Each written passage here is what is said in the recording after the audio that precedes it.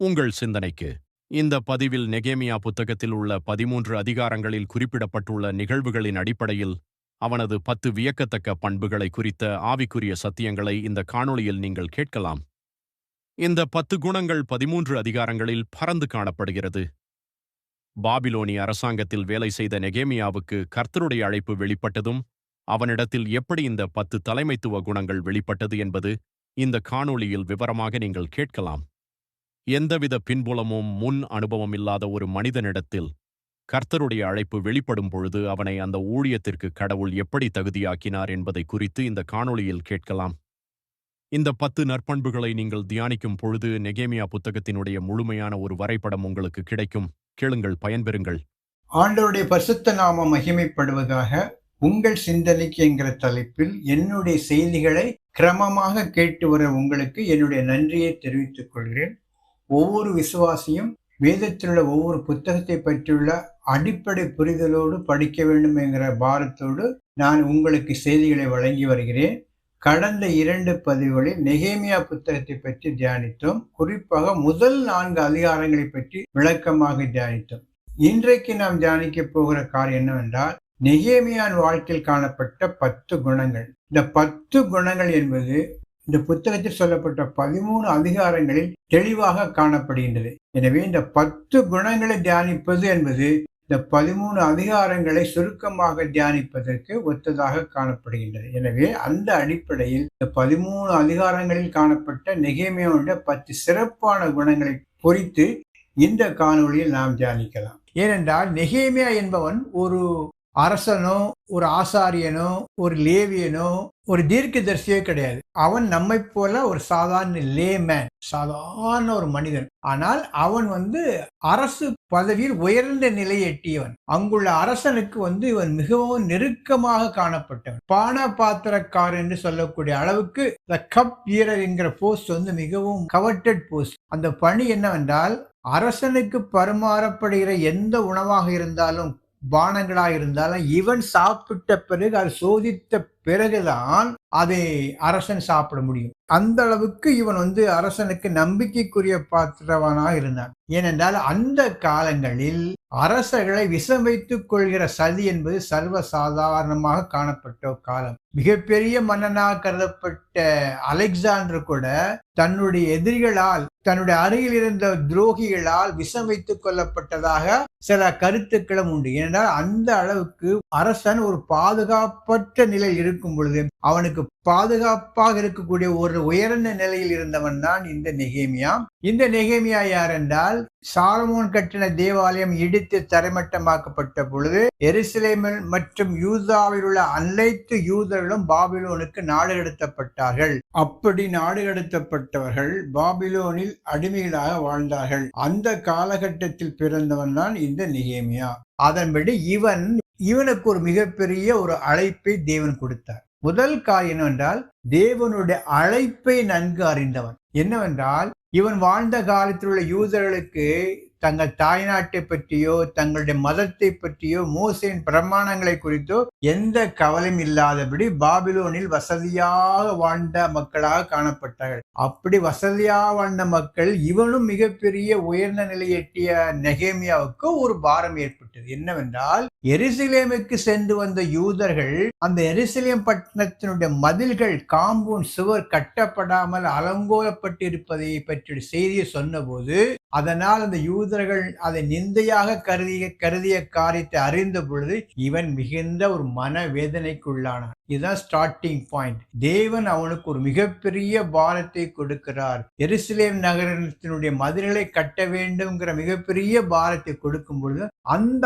பாரத்தை உள்வாங்கிக் கொண்டு அந்த பாரம் இவனுக்குள்ளே கிரியை செய்ய ஆரம்பிக்கிறது. அப்பொழுது இவன் தான் தேவனால் அழைக்கப்பட்டவன் என்பதை முதலில் உணர்ந்து கொண்டான். தேவனுடைய அழைப்பை அவன் தெரிந்து கொண்டான், புரிந்து கொண்டான். அதற்கேற்றபடி தன் வாழ்க்கையை அமைத்து அதற்காக ஜெபித்தான். எனவே முதல் பாயிண்ட் என்னன்னா, இவன் தேவனால் அழைக்கப்பட்டவன் என்பதை புரிந்து கொள்ள வேண்டும். அடுத்தபடியா பார்க்கும் பொழுது இவன் ஒரு மிகப்பெரிய ஜெப வீரன். ஏனென்றால் இந்த அதிகாரம், இந்த புத்தகம் முழுவதுமாக பார்க்கும் பொழுது பல இடங்கள் இவன் ஜெபித்ததாக பார்க்கலாம். முதலாவது, அந்த எருசலேம் நகருடைய அந்த மதில் கட்டப்படாமல் இருக்கிற அந்த காரியத்தை அறிந்த பொழுது அந்த அவமானத்தை தன்னுடைய அவமானமாக கருதியதாக பார்க்கலாம். அதனால் எடுத்த உடனே அவன் தேவனை நோக்கி விண்ணப்பித்தான் என்று பார்க்கலாம். அந்த வந்த செய்தியை ஒரு செய்தியாக கடந்து போகாமல் சொல்லப்பட்ட கருத்தை உள்வாங்கி அதனுடைய அடிப்படையில் அவன் ஜெபிக்க ஆரம்பித்தான். அந்த தேவனுடைய பாரத்திற்கு மதிப்பு கொடுத்து அவன் ஜெபிக்க ஆரம்பித்தான்.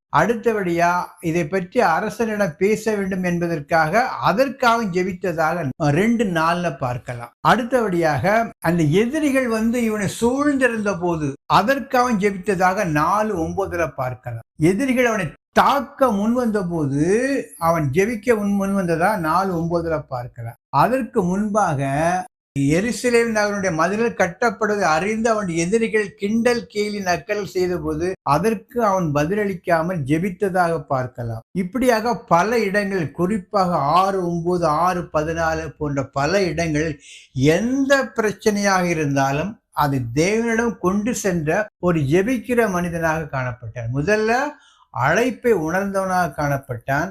அந்த அழைப்பு கேட்டபடி ஜெபித்து அந்த ஊழியத்தை ஜெபத்தினால் நிறைவேற்றுகிற மனிதனாக காணப்பட்டான். அடுத்தபடியாக நாம் நெகேமியாவிடம் காணப்படுகின்ற ஒரு மிக சிறந்த ஒரு குணம்னா, அதிகாரத்திற்கு கட்டுப்பட்ட ஒரு நபராக காணப்பட்டான். அவன் அரசனுக்கு மிக நெருக்கமாக இருந்தாலும் அரசன் இவனுடைய வேண்டுகோளை ஏற்றான். என்ன வேண்டுகோள் என்றால், நெகேமியா என்ன சொன்ன காரியம் என்னவென்றால், எங்களுடைய முற்பிதாக்கள் இருந்த அந்த நகரத்தினுடைய மதில்கள் கட்டப்படாமல் அலங்கோலமாக இருக்கிறது, அதை பார்க்க வேண்டும் என்கிற விருப்பத்தை தெரிவித்த போது அந்த அரசன் அவனை சாதாரண ஒரு மனிதனாக அனுப்பாமல் அந்த எருசலேமுக்கு ஒரு ஆளுநராக, ராஜ பிரதிநிதியாக அவனை அனுப்பினான். அந்த ஒரு காரியத்துக்கு நெகேமியா கடைசி மட்டும் உண்மை உள்ளவனாக, அதிகாரத்தை கீழ்ப்படிந்தவனாக இருந்தான். எதிரிகள் பலவிதமான குற்றச்சாட்டுகள்லாம் சொன்ன போது இவன் அரசனுக்கு விரோதமாக கட்டிடங்கள் கட்டுறான், பில்டிங் கட்டுறான், விரோதமாக கிரியை செய்கிறாங்கிற பலவிதமான குற்றச்சாட்டுகள் சொன்னாலும் கூட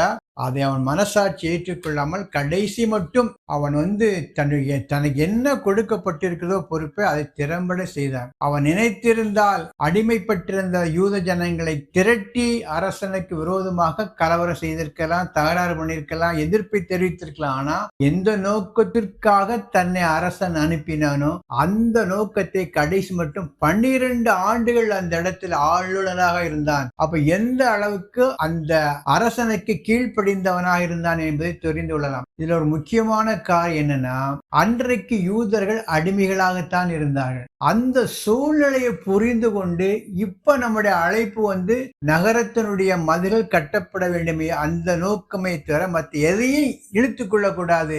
இது கலவரம் செய்யக்கூடிய நேரம் இல்லை, அது தன்னுடைய அழைப்பு அல்ல என்று தன்னுடைய அழைப்பை சரியாக புரிந்து கொண்டு அரசனுக்கு கீழ்ப்படிந்த ஒரு மிகப்பெரிய மனிதனாக காணப்பட்டான். எந்த ஒரு விசுவாசி அரசாங்கத்திற்கும் அதிகாரத்திற்கும் கீழ்ப்படிந்தவனாக காணப்படுகின்றானோ அவனைத்தான் கர்த்தர் தன்னுடைய ராஜ்யத்துக்கும் பயன்படுத்துவார் என்பதில் எந்த சந்தேகமும் கிடையாது. அடுத்தபடியா பார்க்கும்போது is a man of vision, ஒரு தரிசனம் உள்ள ஒரு மனிதன். சன்பலாத்தும் தொபியாவும் அந்த மதில்கள் கட்டப்பட்ட உடனே அவனோடு பேச்சுவார்த்தைக்காக அழைத்த போது, ஒரு சதி ஆலோசனை பண்ணி அவனை அழைத்த போது அவன் சொன்ன மிகப்பெரிய வார்த்தை எதுவென்றால் 6வது அதிகாரம் 3வது வசனம் படிக்க. அப்பொழுது நான் அவர்களிடத்திற்கு ஆட்களை அனுப்பி, நான் பெரிய வேலையை செய்கிறேன், நான் வரக்கூடாது. நான் அந்த வேலையை விட்டு உங்களிடத்திற்கு வருகிறதினால் அது மெனக்கெட்டு போவானேன் என்று சொல்ல சொன்னேன். நான் மிகப்பெரிய வேலை செய்யறேன், ஐ cannot கம் டவுன், நான் கீழே இறங்கி வர மாட்டேன் என்று தன்னுடைய ஊழியத்தினுடைய அந்த ஒரு தரிசனத்தை புரிந்து கொண்டான். தன்னுடைய தரிசனம் என்ன?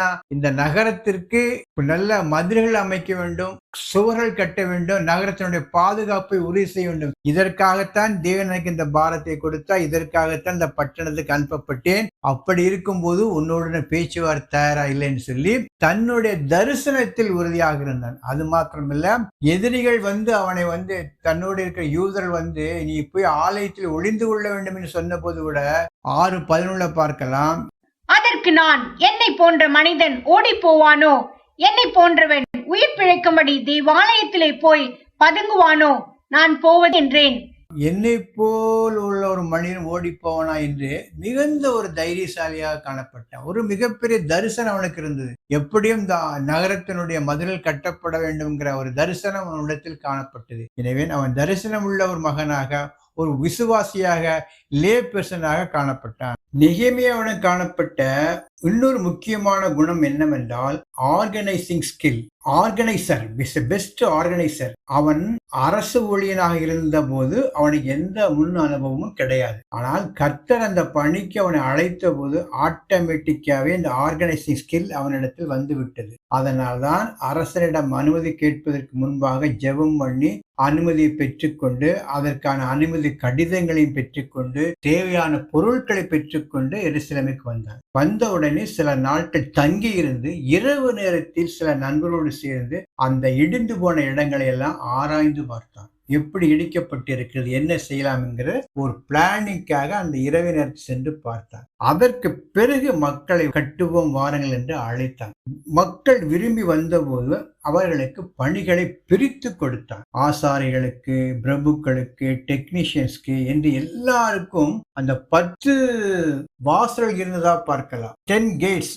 அந்த ஒவ்வொரு கேட்டுக்கும் ஒரு முக்கியமான பணியாட்களை நியமித்து இந்த பணியை செவ்வனே முடித்தான். அதாவது எப்படி என்றால், எருசலேம் தேவாலயம் கிமு 586 இடிக்கப்பட்டது. அப்ப அந்த எருசலேம் நகருடைய மதில்களும் சின்னாபின்னமாக்கப்பட்டது. ஆனால் மறுபடியும் அந்த மதில்கள் எப்பொழுது கட்டப்பட்டது என்றால் கிமு 445. ஏறக்குறைய 140 ஆண்டுகள் எருசலேம் நகருடைய மதில்கள் அலங்கோலமாக இடிந்து போன நிலையில் இருந்ததை நெகேமியா 52 நாட்களில் கட்டி முடித்தான். அப்படி என்றால் அவனுடைய ஆர்கனைசிங் ஸ்கில் என்ன என்பதை புரிந்து கொள்ளலாம். திறமை இல்லாதவர்களை கூட ஆண்டவர் ஊழியத்துக்கு அழைக்கும் போது திறமைகளை கொடுப்பார் என்பதற்கு இது ஒரு சிறந்த உதாரணம். அடுத்தபடியாக நெகேமியாவுடன் காணப்பட்ட மிக சிறந்த குணங்களை ஒன்று, எதிரிகளுடைய சதிகளை, எதிரிகளுடைய தந்திரங்களை சரியான முறையில் அடையாளம் கண்டு அதை மேற்கொண்டார். எப்படி என்றால், யூதர்களுக்கு விரோதமாக சன்பலாத்தும் தொபியாவும் இந்த பணியை மிகவும் கேலியும் கிண்டலும் நக்கலும் பேசினார்கள். இந்த யூதர்கள் பலவீனமானவர்கள், இவர்கள் கட்டுகின்ற மதில் மீது நரி ஏறி போனால் கூட அது விழுந்துவிடும் என்று அவளை பரியாசம் பண்ணினார்கள். அந்த பரியாசத்திற்கு உடனே இவன் ரியாக்ட் பண்ணல. அது எப்படி அதற்கு பதில் கொடுத்தான் என்றால், அந்த பரியாசத்தை ஆண்டவர் மீது கடத்தினான். ஆண்டவரே நீர் பார்த்துக் கொள்ளும் என்று அப்படியாக அது உடனடியாக ரியாக்ட் பண்ணவில்லை. அடுத்ததாக பார்க்கும் பொழுது அந்த பரியாசத்தை தொடர்ந்து அந்த வேலையை நிறுத்தாமல் அவன் பார்த்து கொண்டான். Continuous work should be carried out அப்படிங்கிற மெத்தட்ல அந்த வேலையை தொடர்ந்து செய்து கொண்டே இருந்தார். அதற்கு அப்புறம் 4வது அதிகாரம் 13 முதல் 18 வரை உள்ள வசனங்களை பார்க்கும் பொழுது ஆபத்து நெருங்கி வருவதை அறிந்து ஸ்ட்ராட்டஜியா கொஞ்சம் மாத்தினான். மொத்தமாக வேலை ஈடுபட்டவர்களை 2 பகுதியாக பிரித்து ஒரு பகுதியை கட்டுமான பணிகளுக்கும் இன்னொரு பகுதியை பாதுகாப்புக்கும் பிரித்து கொடுத்தான். அப்படி கட்டுமான பணியில் ஈடுபட்டிருப்பவர்கள் கூட ஒரு கையில ஆயுதத்தையும் இன்னொரு கையினால் வேலையும் செய்ததாக 4:17 பார்க்கலாம். இப்படியா கூட அந்த ஒர்க்கு தொடர்ந்து நடந்து கொண்டிருக்க வேண்டும். அதே சமயத்தில் பாதுகாப்பையும் பலப்படுத்தியதாக பார்க்கலாம். ஒர்க் அண்ட் வாட்ச் என்கிற சிறந்த திட்டம். ஒர்க் அண்ட் வாட்ச், வேலையும் செய்யணும், எதிரிகளை கவனித்துக் கொண்டே இருக்க வேண்டிய மிகப்பெரிய திட்டத்தை அவன் அமைத்து கொடுத்தான். அது மாத்திரமல்ல, எச்சரிக்கையுடன் இருந்தான் என்று 4:9 பார்க்கலாம். நாங்கள் அதை ஜெபித்தோ காவலையும் மேற்கொண்டோம் என்கிற ஒரு காரியத்தை குறித்து 4:9 பார்க்கலாம். இதே போல 6வது அதிகாரத்தில் ஒரு முக்கியமான 2-3 நிகழ்வுகளை நாம் பார்க்கலாம். எப்படி என்றால், அலங்கம் கட்டப்பட்டு விட்டது. ஆனா அதே வேளையில் அந்த நகரத்தில் உள்ள வாசல்களுக்கு கதவு போடாமல் இருந்தது. இதை அறிந்த சன்பலாத்தும் தொபியாவும் நெகேமியாவுக்கு தீங்கு செய்ய எண்ணி ஓனோ பள்ளத்தாக்கு வரும்படியான ஒரு அழைப்பை கொடுத்தார். இந்த திட்டத்தை நெகேமியா அறிந்து, அது ஏதோ பிளான் இருக்குன்னு சொல்லி எதிரினுடைய சத்துருடைய அந்த சூட்சமத்தை அறிந்து, நான் மிகப்பெரிய வேலையை செய்து கொண்டிருக்கிறேன், நான் இந்த வேலையை விட்டு நான் இறங்கி வர மாட்டேன் என்று சொல்லி அவர்களுக்கு அந்த தந்திரத்தில் தன்னை சிக்கிக் கொள்ளாதபடி பாதுகாத்து கொண்டார். அதுதான் டிசர்னிங் ஸ்பிரிட். எதிரி கொண்டு வர எந்த அழைப்பையும் சாதாரணமாக எடுத்துக்கொள்ளக்கூடாது என்பதற்கு இது ஒரு உதாரணம். அடுத்தபடியா பார்க்கும் பொழுது அந்த எதிரிகள் இன்னொரு மிகப்பெரிய குற்றச்சாட்டை சொன்னார்கள். நீ யூதர்களுக்கு ராஜாவாக முயற்சி செய்கிறாய், பாபிலோனிய மன்னனுக்கு நீ துரோகம் செய்கிறாய் என்கிற மிகப்பெரிய குற்றச்சாட்டை சொல்லி அவனை மனவர்த்தத்துக்குள்ளான அந்த நேரத்தில் இன்னொரு ஆலோசனை சொல்லப்பட்டது. நெகேமியாவுக்கு நீ போய் ஆலயத்தில் ஒளிந்து கொள்ளுங்கிற ஒரு தந்திரமான ஆலோசனை சொல்லப்பட்டது. அப்பவும் கூட என்னை போல் உள்ள ஒரு மனிதன் ஆலயத்துக்குள் ஒளிந்து கொள்வானோ என்று சொல்லி அந்த சதி ஆலோசனையை நல்ல முறையில் தெரிந்து கொண்டு அதை மறுத்து விட்டான். அப்படி ஆலயத்துக்குள் அவன் சென்று மறைந்திருந்தால் அவனுடைய லீடர்ஷிப் குவாலிட்டியும் கேள்விக்குள்ளாக்கப்பட்டிருக்கும். அதை அவன் உணர்ந்து எதிரியுடைய சதிகளை சரியான முறையில் அடையாளம் கண்டு அதனை வெற்றி கொண்டான் என்று பார்க்கலாம். இப்படி பல்வேறு நிலைகளில் சத்ருவனுடைய எதிரிகளுடைய சூழ்ச்சிகளை சரியான முறையில் அறிந்து அதனை மேற்கொண்ட ஒரு நல்ல ஒரு தலைவனாக காணப்பட்ட. அடுத்தபடியாக நெகேமியா ஒரு கடினமான உழைப்பாளி. ஒரு மிகப்பெரிய வேத பண்டிதர் இப்படி சொல்வார், அழைப்பு 20% என்றால் உழைப்பு 80% வேண்டும் என்று சொல்வார்கள். அழைப்பு மட்டும் போதாது, உழைப்பையும் நாம் கொடுக்க வேண்டும். 140 ஆண்டுகள் முடியாத ஒரு காரியத்தை 52 நாட்கள் முடித்தான் என்றால் கண்டினியூஸா அந்த ஃபீல்ட்ல இருந்து தானும் ஆயுதத்தை பிடித்து கொண்டு மானிட்டர் பண்ணி ஒரு கடின உழைப்பை கொடுத்து அந்த மிகப்பெரிய சாதனையை நெகேமியா சாதித்தான். அதற்கு அவனுடைய கடின உழைப்பும் ஒரு காரணம். கடினமான உழைப்பாளியாக நெகேமியா காணப்பட்டான். அடுத்தபடியாக நெகேமியாவின் வாழ்க்கையில் நாம் பார்க்கக்கூடிய முக்கியமான ஒரு காரியம் என்னவென்றால் ஒரு நேர்மையான வாழ்க்கை. நேர்மையான மனிதனாக நெகேமியா வாழ்ந்தான். அவன் எருசலேமுக்கு கவர்னராக அனுப்பப்பட்டாலும் அவனுக்கென்று சில சலுகைகள் பெற உரிமை இருந்தாலும் அவன் அது எதையும் பெறவில்லை. காரணம் என்னவென்றால் அப்பொழுது அங்கிருந்த யூதர்கள் மிகவும் கஷ்டப்பட்டார்கள். வரிகள் செலுத்த முடியாமல் மிகவும் கஷ்டப்பட்டு ஏற்கனவே அங்கு வாழ்ந்திருந்த அங்கு ஆட்சி செய்த ஆளுநர்கள் மக்களை சுரண்டி வாழ்ந்து அதனால் வந்த விளைவினால் மக்கள் ரொம்ப கஷ்டப்பட்டார்கள். இதை பார்த்து அவன் ஒரு முடிவெடுத்தான். தன்னுடைய மக்களை சுரண்டி அந்த பணத்தில் நான் ஆளுநராக வாழ விரும்பவில்லை என்று சொல்லி அதற்குரிய எந்த சலுகையும் பெற்றுக்கொள்ளவில்லை என்று 5வது அதிகாரம் 14ஆம் வசனத்தை படித்து பார்த்தால் தெரியும். தகுதி இருந்தும் தேவனுக்கு பயந்ததினால் அப்படி செய்யவில்லை என்று 15ஆம் வசனத்தை படித்து பார்த்தால் தெரியும். அப்படி என்றால் அவன் எந்த அளவுக்கு ஒரு மக்களுடைய கஷ்டங்களை புரிந்து வாழ்ந்தான் என்பது நமக்கு தெரியும். அதாவது அவனுக்கு கவர்னரா இருந்தனால எல்லா சலுகையும் பெற உரிமை உண்டு. ஆனால் மக்கள் கஷ்டப்படுறாங்க. கஷ்டப்பட்ட மக்கள்கிட்ட இருந்து வாங்கி தான் ஆளுநர் என்கிற கெப்பாசிட்டியில வாழ விரும்பவில்லை. ஆனால் அதுக்கு முன்பு இருந்த எல்லா ஆளுநர்களும் கவர்னர்களும் இந்த மக்களை சுரண்டி வாழ்ந்ததையும் அவன் சுட்டி காட்டுகிறான். 15ல பார்த்த தெளிவாக தெரியும், நானோ தேவனுக்கு பயந்ததினால் இப்படி செய்யவில்லை.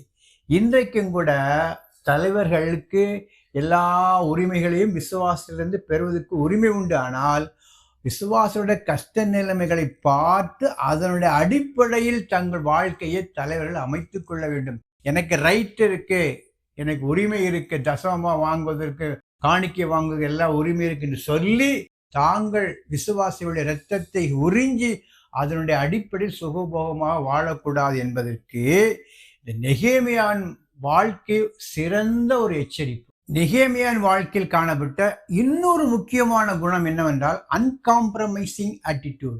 எதனோடும் யாரோடும் அவன் சமரசம் செய்து கொண்டதே இல்லை. அவனுடைய தரிசனத்திற்கு உண்மையாக இருந்தான். எருசலேம் நகருடைய மதில்கள் கட்டப்பட்டு இறுதி ஸ்டேஜை அடைந்த பொழுது அவனுடைய எதிரிகள் ஓனோ பள்ளத்தாக்கு வந்து பேசலாம் என்று அழைத்து அதில் ஒரு சதி திட்டத்தை வைத்த போது அதை அறிந்து அந்த சமரச பேச்சுக்கே போகாதபடி அவர்களோடு எந்த சமரசத்தையும் அவன் ஏற்றுக்கொள்ளவில்லை.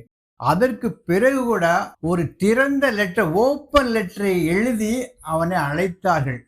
அதுக்கும் அவன் செல்லவில்லை. பின்பு 6வது அதிகாரம் 10 முதல் 13 வரை உள்ள வசனங்களை பார்க்கும் பொழுது ஒரு பொய்யான தீர்க்க தரிசனத்தை சொல்லி அவனை ஆலயத்துக்குள் அடக்கி வைத்த பார்த்தார்கள். அந்த சதி திட்டத்தையும் அவன் முறியடித்து அதையும் அதனோட காம்ப்ரமைஸ் பண்ணவில்லை. இதெல்லாம் எதிரிகளோடு அவனுடைய அன்காம்ப்ரமைசிங் ஆட்டிடியூட். அடுத்தபடியா பார்க்கும் பொழுது யூத ஜனங்களில் 2 குரூப்பா இருந்தனர். யூத ஜனங்களில் 2 டைப்ஸ் ஆஃப் பீப்புள். ஒன்று சாதாரண யூதர்கள், அவர்களை ஆளுகின்ற பிரபுக்கள். அந்த பிரபுக்கள் தங்கள் சொந்த ஜனங்களையே சுரண்டுவதை பார்த்து அதையும் அவன் கண்டித்து அந்த பிரபுக்களோடு சமரசம் செய்து கொள்ளவில்லை. அடுத்தபடியாக எதிரிகளோடு கள்ள உறவு வைத்திருந்த அந்த யூதர்களையும் அவன் கடிந்து கொண்டு அவர்களை அப்புறப்படுத்தியதாக 13வது அதிகாரம் 4-5 படிச்சு பார்த்தார். இறுதியாக யூத மக்கள் புறைய மக்களோடு கலந்து கொள்ளக்கூடாதுங்கிற காரியத்திலும் அவன் உறுதியாக இருந்ததா பார்க்கலாம். இப்படி எல்லா நிலைகளிலும் எதிரிகளோடு, துரோகிகளோடு, மற்ற கொள்கைகளோடு எதையும் அவன் சமரசம் செய்து கொள்ளாமல் அன்காம்ப்ரமைசிங்கா இறுதி வரை வாழ்ந்ததாக நாம் பார்க்கலாம். இறுதியாக அவனுடைய காணப்பட்ட கிளைமேக்ஸ் என்ன? அவன் உறுதியாக இருந்தான். He was determined. உறுதியாக இருந்தான். அவன் ஒரு மிகப்பெரிய ஒரு தீர்க்கதரிசி அல்ல, ஒரு ராஜ குடும்பத்துல பிறக்கல, ஆசாரிய குடும்பத்துல பிறக்கல.